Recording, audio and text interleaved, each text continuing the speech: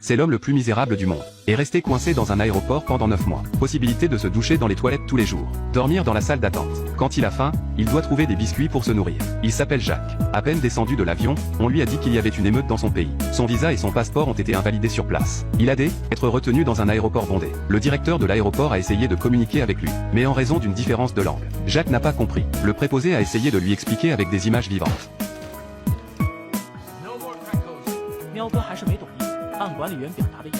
Jacques n'a toujours pas compris, comme l'a exprimé l'administrateur. Jacques est actuellement sans citoyenneté. Non seulement il ne peut pas entrer dans le pays, il ne peut pas rentrer chez lui. Il n'a pas le choix. L'administrateur n'a pas eu d'autre choix que de le placer à l'aéroport pour le moment, en attendant une notification. Et c'est là que Jacques a vu les nouvelles de son pays à la télé. Mais il ne savait pas lire l'anglais. Il avait désespérément besoin d'aide. Mais à cause de la différence de langue, il a continué à courir autour de l'aéroport, en essayant de trouver un interprète qui puisse comprendre. Il finit par apprendre les émeutes dans son pays sur une télévision. À ce moment-là, il a finalement compris. Sa maison a disparu. La porte devant lui s'ouvre et se ferme. Son eût été rempli de sentiments contradictoires. Une langue qu'il ne comprenait pas. Une ville étrange. Il se sentait plus confus que jamais. Regardez la ruée des gens à l'aéroport. Avant qu'il ne s'en rende compte, il était tard dans la nuit. Bien, Jacques a trouvé un salon inoccupé. Il a essayé de s'allonger et de se reposer. Mais il ne pouvait pas dormir confortablement. Alors il a ouvert sa valise. Et il en a retiré ses outils. Dans quelques instants, il a transformé la chaise en un simple lit de camp. Enfin, il pouvait se reposer. C'était bien, le lendemain matin. Jacques s'est lavé brièvement. Il est allé à la fenêtre pour obtenir un certificat de sortie. Mais on lui a refusé un passeport parce qu'il n'avait pas de visa. Mais Jacques n'a pas abandonné. Il a continué à pointer tous les jours. Ce jour-là, il traversait l'aéroport en pyjama. Il a été repéré par un agent de sécurité. Il était au milieu de sa carrière. Il ne pouvait pas laisser des facteurs externes ruiner sa carrière. Alors il a trouvé Jacques. Il lui a dit, la sécurité à l'entrée change tous les jours à 12 heures. 5 minutes à perdre. Il piège Jacques pour qu'il parte. Mais dès qu'il sort de l'aéroport, il sera arrêté pour contrebande. Il n'a pas fallu longtemps pour que Jacques est venu à la porte. Mais il a hésité à faire un pas. Il ne pensait pas que c'était si simple. Parce qu'il a remarqué que les caméras de surveillance le suivaient. Alors il est allé se cacher sous les caméras. Et la caméra se précipite pour le trouver. Maintenant, Jacques savait. C'est un piège.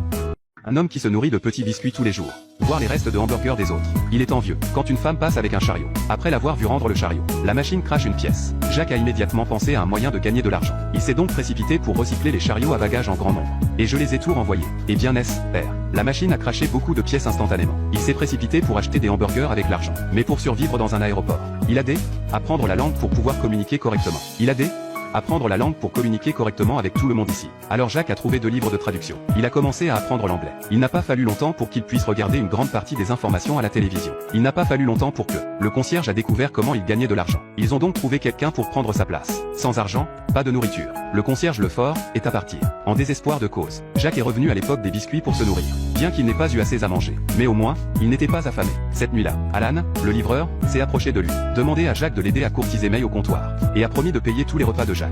Jacques a immédiatement accepté. Alors Jacques a commencé à aller au comptoir tous les jours. Il a commencé à lui demander ce qu'elle aimait. Et ce qu'elle détestait. Et a donné cette information à Hélène. Pour qu'il puisse avoir beaucoup de nourriture. Ce jour-là, le concierge a trouvé Jacques. Il lui a dit que s'il admettait sa peur de retourner dans son pays, qu'il pouvait demander l'asile d'urgence pour quitter le pays. Okay, all right. Do you, at this time, have any fear of returning to your own country? No. Ce n'est pas la réponse dont l'administrateur a besoin. It's home. I'm not afraid from my home. L'administrateur était tellement en colère qu'il a jeté Jacques dehors. Juste à ce moment-là, un agent de bord a glissé et est tombé. Jacques s'est précipité pour l'aider, pour remercier Jacques de sa gentillesse. Jenny a invité Jacques à dîner. Mais Jacques ne pouvait pas quitter l'aéroport. Et il n'avait pas d'argent sur lui. Elle a décliné poliment l'invitation, pour qu'il puisse se permettre de payer le dîner.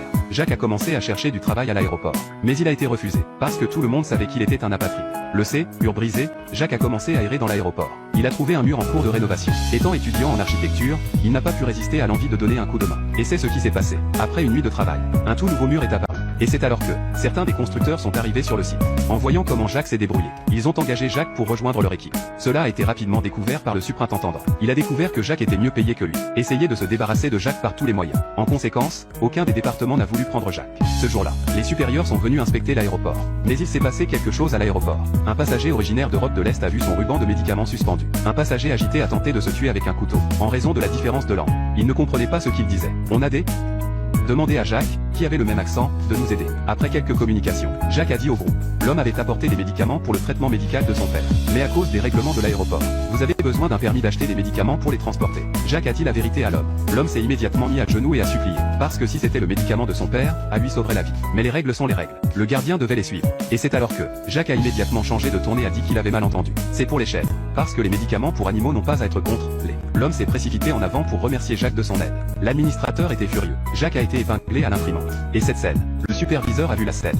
Le pauvre homme a passé 9 mois à vivre à l'aéroport. Il n'a pas seulement appris la langue tout seul, il a également trouvé un emploi. Il a même aidé de nombreuses personnes. Bien, l'histoire de Jacques sauvant des passagers s'est répandue dans l'aéroport. Il était admiré par tout le monde. L'empreinte de la main sur la photocopieuse a été affichée sur la FAAD du magasin. Jacques est devenu le héros de l'aéroport. Bien, Jacques avait gagné son argent. Il était prêt à emmener Jenny Dehner. Donc avec toutes les interruptions de ses amis, les deux ont réussi à se croiser. Au cours du Dehner, Jenny lui dit qu'elle est amoureuse de quelqu'un qu'elle ne devrait pas aimer. Mais je ne savais pas comment laisser tomber. Et c'est alors que le pageur s'est déclenché. Jacques lui a dit, tu pourrais peut-être éteindre le pageur et vivre ta propre vie. Jenny a pensé à pendant un moment et ensuite, j'ai jeté le beeper. C'était un adieu à une relation désolée. Comme Jenny devait voyager, ils ont convenu de se rencontrer dans 13 jours.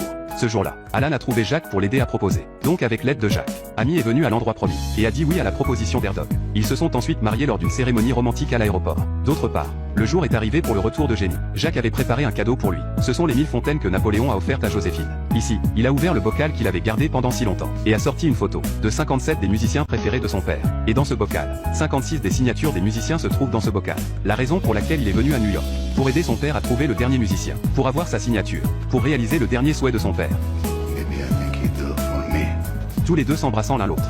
Le lendemain matin, Hélène a réveillé Jacques, lui disant que les émeutes dans le pays étaient terminées. À veut dire qu'il était libre. Elle s'est donc précipitée au comptoir avec son visa et son passeport. Mais Amy lui a dit, s'il voulait entrer à nouveau à New York, il a besoin de la permission du directeur. Alors Jacques s'est précipité chez le concierge. Et il lui a dit que Jacques voulait entrer à New York. Il n'a pas voulu donner sa permission. Il l'a même menacé de le renvoyer chez lui s'il ne revenait pas rapidement. Son ami gardien aurait des problèmes. Il s'avère que le concierge a plus de 20 ans. Pour avoir blessé accidentellement un policier, il a fui dans cette région. Il est devenu nettoyeur dans la clandestinité. S'il est expulsé vers son pays, il risque 7 ans de prison. Jacques ne voulait pas que son ami soit blessé.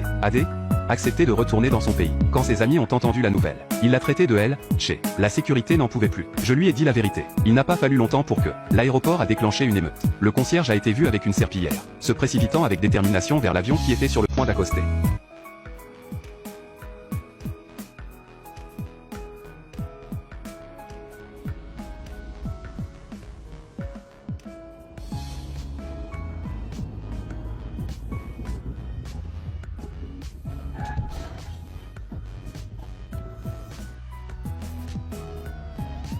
I'm going home!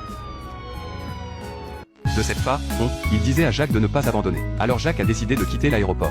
Tous ses anciens amis sont venus le voir. Mais il a été arrêté par la sécurité à la porte. L'agent de sécurité lui a dit de se retourner. La seconde suivante, un manteau est arrivé. It's snowing in the city and you're gonna need that. Good luck. Le concierge était furieux à travers l'intercom. Mais peu importe combien il a essayé de l'arrêter, l'agent de sécurité n'a pas entendu. Et c'est tout. Après une interruption de 9 mois, Jacques a finalement franchi la porte de l'aéroport. À la fin de l'histoire, Jacques avait obtenu la signature finale et accompli le dernier souhait de son père. Et c'est la fin du film. Cependant, il existe un prototype pour ce film. Dans le prototype, Jacques a passé 18 ans dans l'aéroport. Il n'a pas pu non plus quitter l'aéroport. Et il ne peut pas retourner dans son pays. Mais il a gagné le respect. Il a gagné le respect de tout le monde. Et à la fin, elle a eu sa fin heureuse. Merci de votre intérêt. À la prochaine fois.